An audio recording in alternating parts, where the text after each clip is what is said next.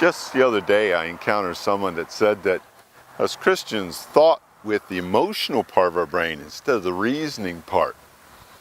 Well, some others aren't so courteous to that and say that us Christians are, well, crazy. Let's see what my friend Keith Kenrick from Evidence for Faith has to say about that. Topics, because it seemed like currently they're important for skeptics.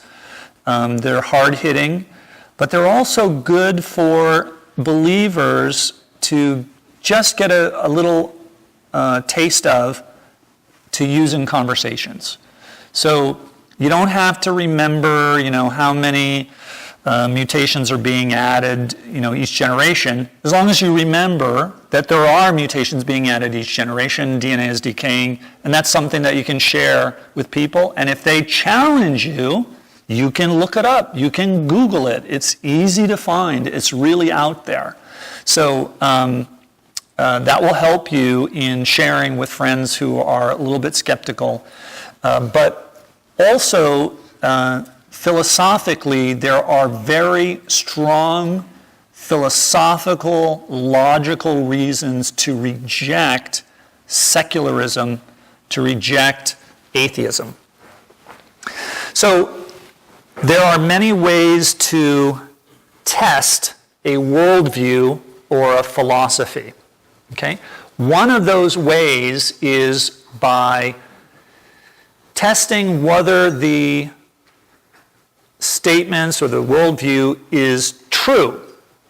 Okay? And by true, I mean actually matches reality. Okay? Not what you think is true or what's true for me is not true for you. I'm not talking about that kind. I'm talking about actually matching reality. So worldviews, philosophies, ways of thinking like Christianity, atheism, Hinduism, Islam, they make statements about the world. So one of the ways of testing them is to compare them to the world, to reality. Is what they say true? But there's another way of testing a worldview or a philosophy, and that's by looking for internal consistency. Okay? Is this philosophy, is this religion, is this worldview, is this way of thinking consistent with itself?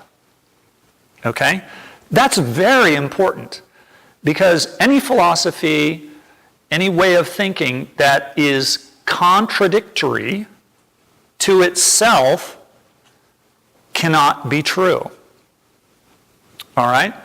Let me give you an example of something that cannot be true.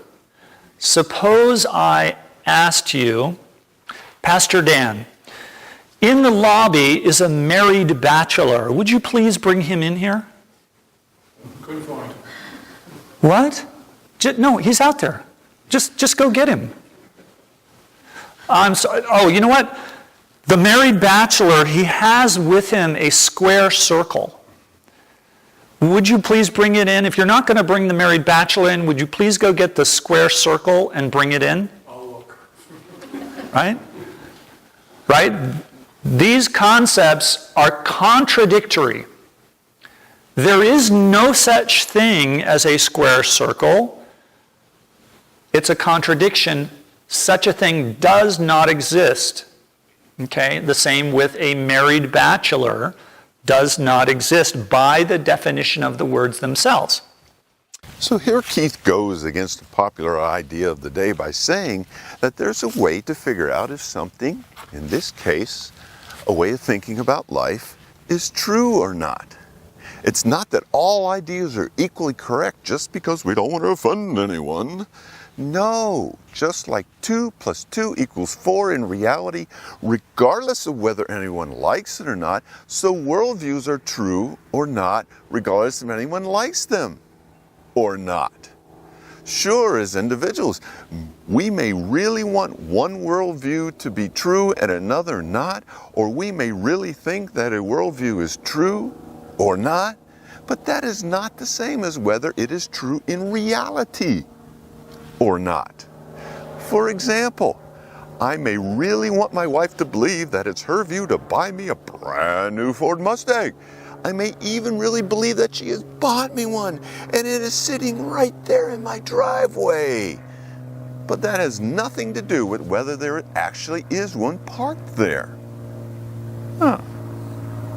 Now, some may criticize these statements as being culturally narrow, for some hold that in addition to what I just described as the either-or philosophy, either a worldview is true or it is not true, there is another view out there equally as valid. For there's also the both and philosophy, where two things can be contradictory, but nevertheless, they're both equally true. And if it wasn't that I was stuck in a Western way of thinking, then I would embrace the both and view too. However, isn't the both and critique of the either or view demanding that we either use the both and or not, and not use the either or? It's both and or nothing? Kind of sounds like it refutes or eats itself, since we wouldn't be allowed to use both the either or and the both and. Which is exactly what Keith was talking about when he said that there's a test for a worldview as to whether it is self-consistent or not. Does a worldview eat itself by contradicting itself? That, my friend, is the question. So you want to examine a philosophy, a worldview, to see if there are any internal contradictions. So we're going to take a look tonight at the worldview of atheism, naturalism, and its partner, evolution. Okay? Let's back up to, okay, I talked about contradictory or necessarily married bachelors, blah, blah, blah. So a worldview that defines truth in a way that it fails to meet is false. Okay? So I'm going to give you the example of logical positivism. Logical positivism was the reigning philosophy during the early 20th century. Okay? The early 20th century, logical positivism was where it was at if you were a philosopher. What it means is it's the belief that only statements of a scientific nature are true. Okay? Only things that can be proved empirically contain truth. Only propositions that can be tested empirically have truth value. This is called logical positivism. So if you're a logical positivist, you believe that, silly religious people, when you make the claim God exists, right, that's your claim, that statement cannot be tested scientifically. Therefore, it doesn't contain any truth. There is no truth value to it. It's not even true or false. It's a nonsense statement because it cannot be empirically tested. Now, believe it or not, this reigned in the universities, in academia. It was the most respected philosophy of the day. Along came a couple of philosophers, one of them whom I'll introduce to you in a minute, by the name of Alvin Plantinga. And they showed that that idea contradicts itself, because the very idea cannot be proved scientifically. You can't prove scientifically that only claims that are empirical are true. So the theory undercut itself. It committed suicide.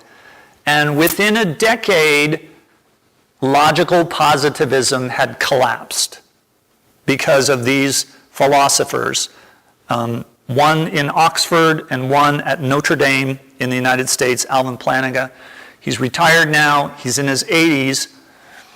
I'm a fellow of the Evangelical Philosophical Society, so I've been in meetings, rooms with philosophers where he has spoken.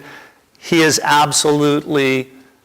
gets standing ovations for just being there because every philosopher realizes that this man changed the world.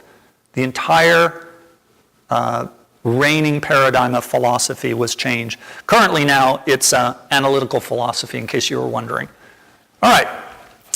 So atheism has the same kind of problem. It undercuts itself. It refutes itself.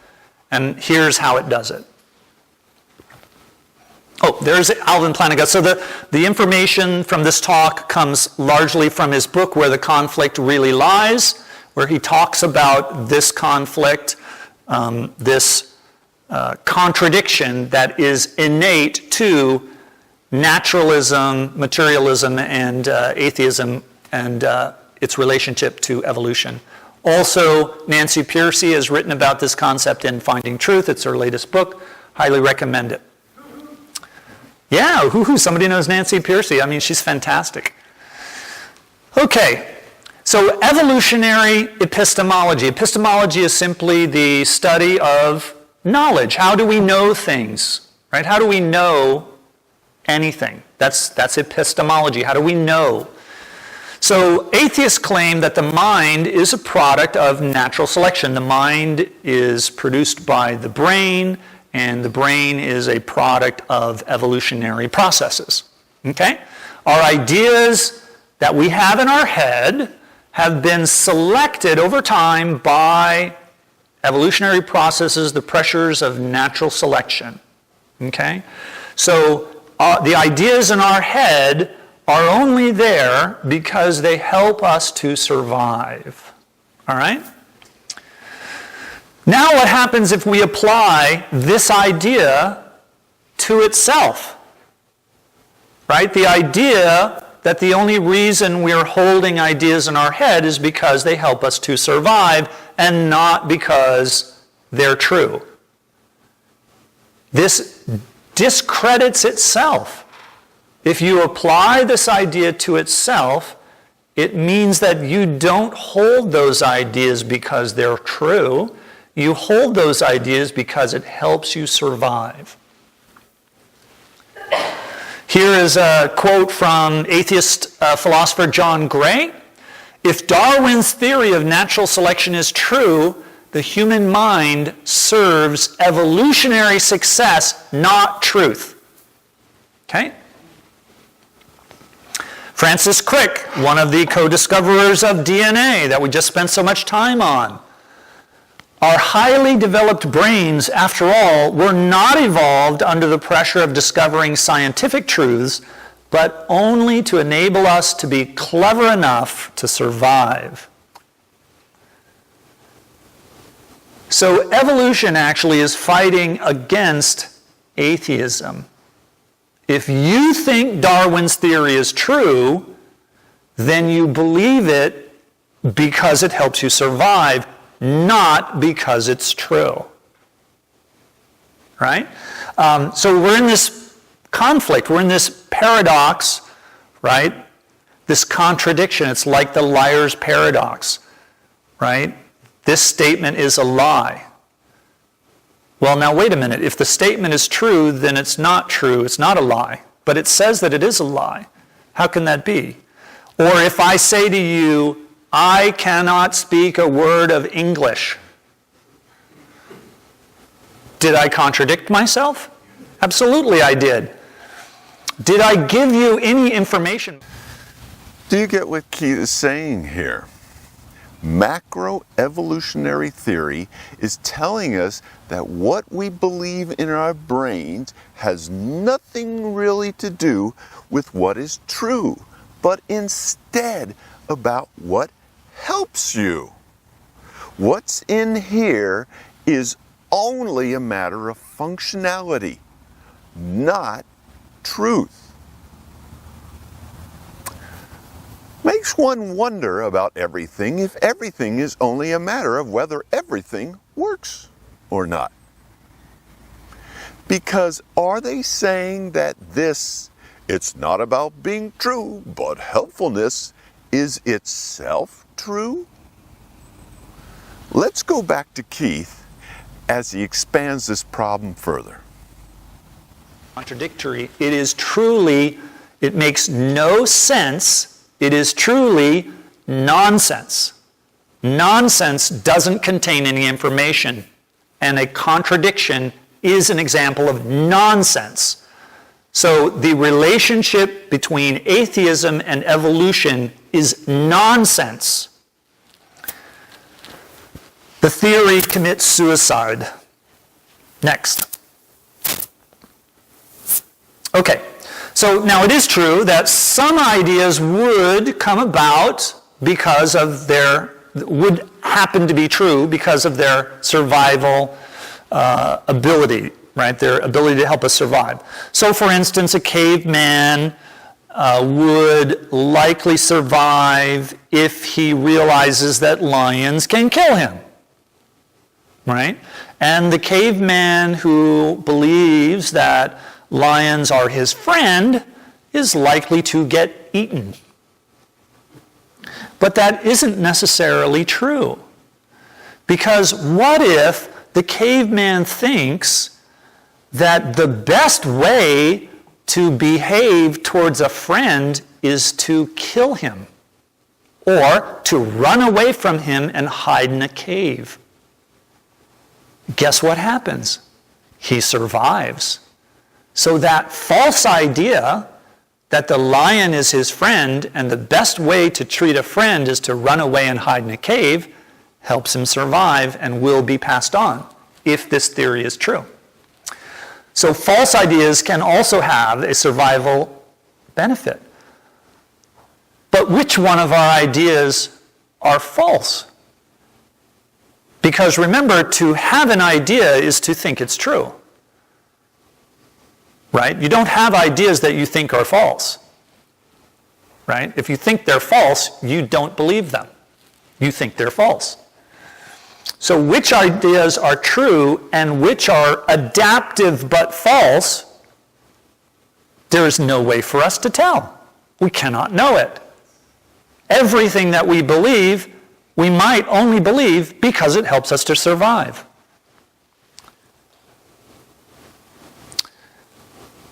Evolutionary epistemologist Eric Baum, he's an expert in how the mind works based on evolutionary theory.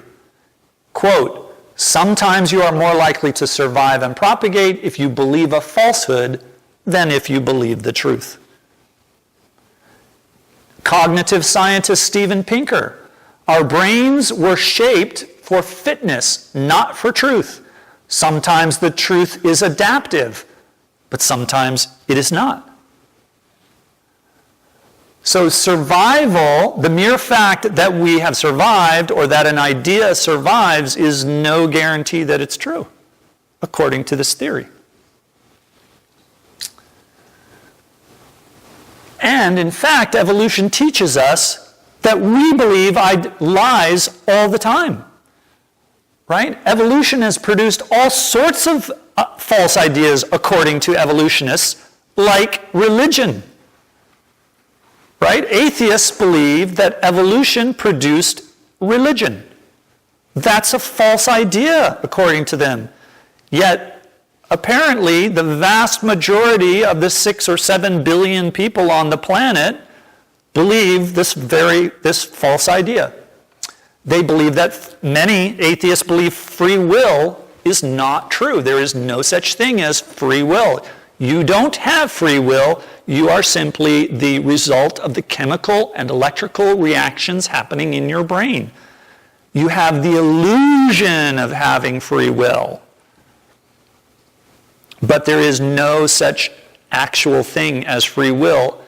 It's a false idea that was put in your brain by evolution, according to the atheist. Consciousness, the very fact, I mentioned we were going to be coming to this concept of consciousness. Consciousness, they believe, is an illusion. There's no soul there. There's no spirit there inside the brain, inhabiting the brain. This opinion that there's an I, that there's a real me other than my body, right? That's what I think. I think there's a me. I know I have a brain, but I think I own a brain. I don't think I am my brain. I think I have a brain, right? According to evolutionary epistemology, according to many, many atheists, that's a false idea. That idea is false. There is no you there. There is only the chemical reactions of your brain. It's only, mix two chemicals together and you get fizziness. It's just that fizziness happening. That's what is consciousness. So you can now ask the question then, why isn't the theory of evolution just an illusion? Because it helps you to survive. It's perfectly possible. There's no way to know. You're surviving and you believe in evolution, so it must be true, right? It must be the case that evolution helped you survive. So the theory undermines itself. It refutes itself. If the theory is true, then the theory is false, right? You don't have any good reason for believing it. Next. Leon Wesseltier, quote, "If reason is a product of natural selection, then how much confidence can we have in a rational argument for natural selection? Evolutionary biology cannot invoke the power of reason even as it destroys it." Thomas Nagel, we talked about atheist philosopher Thomas Nagel. Here's a quote, "Is the evolutionary hypothesis really compatible with continuing confidence in reason?" This was the part you were talking about, consciousness and reason, "as a source of knowledge?" His answer is no. I have to be able to believe that I follow the rules of logic because they are correct, not merely because I am biologically programmed to do so. Insofar as the evolutionary hypothesis itself depends on reason, it would be self-undermining. So atheists recognize the self-refuting nature of holding those two beliefs, evolution and atheism, together. Charles Darwin even recognized this. Here's a couple of quotes from Charles. "With me, the horrid doubt always arises whether the conviction of a man's mind, which has been developed from the mind of the lower animals, are of any value or at all trustworthy. There isn't any reason to think so." Here's what he said in a letter to a friend. "I feel compelled to look to a first cause having an intelligent mind in some degree analogous to that of man." When he looked at the evidence of biology on the planet Earth, he felt compelled that there must be a God that created this. Yet he thought, but then arises the doubt. Can the mind of man, which has, as I fully believe, been developed from a mind as low as that possessed by the lowest animal, be trusted when it draws such grand conclusions? So he applied this theory only to religion, only to the idea that God exists. And he said, you know what? My brain's a product of evolution, so my ideas about God aren't reliable. But he didn't apply it to evolution. He should have been a little more skeptical in his skepticism about things. Here's an atheist who talks about how this undermines even science. It undermines the ability to do science. If our cognitive capacities were simply evolved dispositions, There would be no way of knowing which of these capacities lead to true beliefs and which to false ones. To view humans as little more than sophisticated animals undermines confidence in the scientific method. And for good reason. Again, you could never know what your brain was telling you, whether it was true or not. Okay? John Lennox, philosopher from Oxford and mathematician. The mind that does science is the end product of a mindless, unguided process. Now, if you knew your computer was the product of a mindless, unguided process, you wouldn't trust it. So to me, atheism undermines the rationality I need to do science.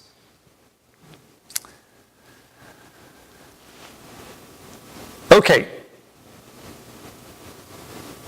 So in fact, the case is that only those who affirm a rational creator have any reason for trusting human rationality. There must be a mind, an intelligence that created my mind in order for there to be any basis for me to trust what my mind thinks, what my ideas that I hold are. So if you are a skeptic today, don't just be skeptical of religion. Be skeptical of atheism. Be skeptical of especially the combination of atheism and evolution, because theoretically it's still possible for God to exist and evolution to have occurred, but it is not possible for atheism to exist, or at least it's not possible to know. Did you get what Keith was saying here?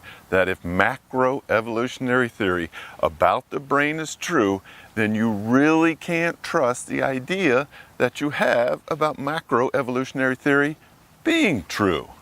After all, according to macroevolution, the brain is built for survival, not truth.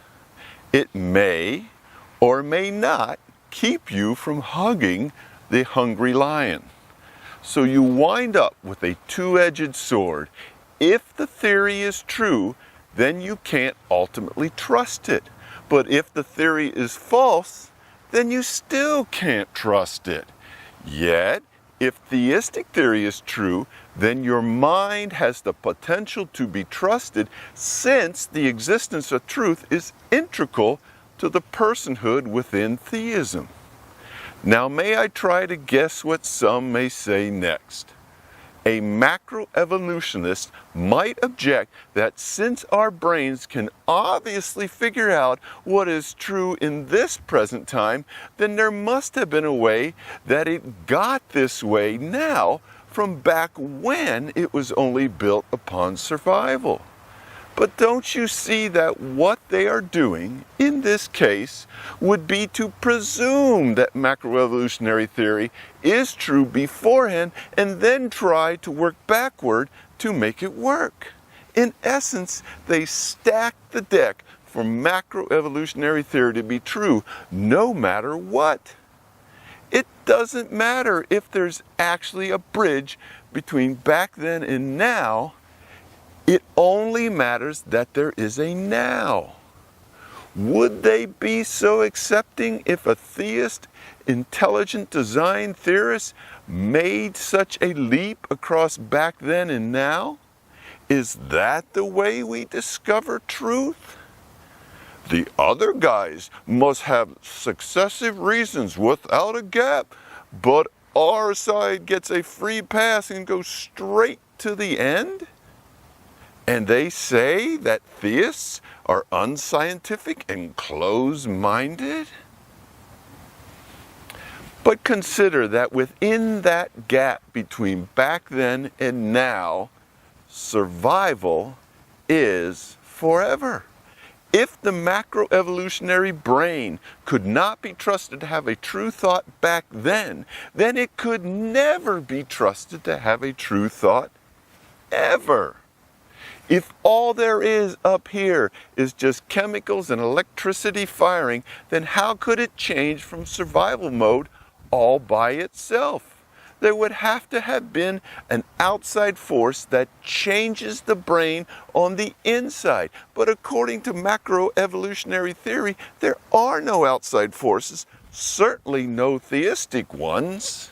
Now wait a minute, one could say. Survival of the fittest could weed out those brains that are survival only and leave those brains that are changing from survival to discerning what is true. That's an outside force. Changing from? Guess we're just ignoring the survival is forever part. But nevertheless, while we're leaving behind the question as to whether survival of the fittest is an actual conscious force or not, we have to recognize that it can't in of itself add any capabilities to the brain. It can only describe who gets to be dinner or not. So you would still need the brain to have the capability to change from a survival only mode to a discerning of truth mode. And that's the core problem with macroevolution. It cannot add any new information to the being. It ain't in the DMA information to begin with. It ain't going to magically appear.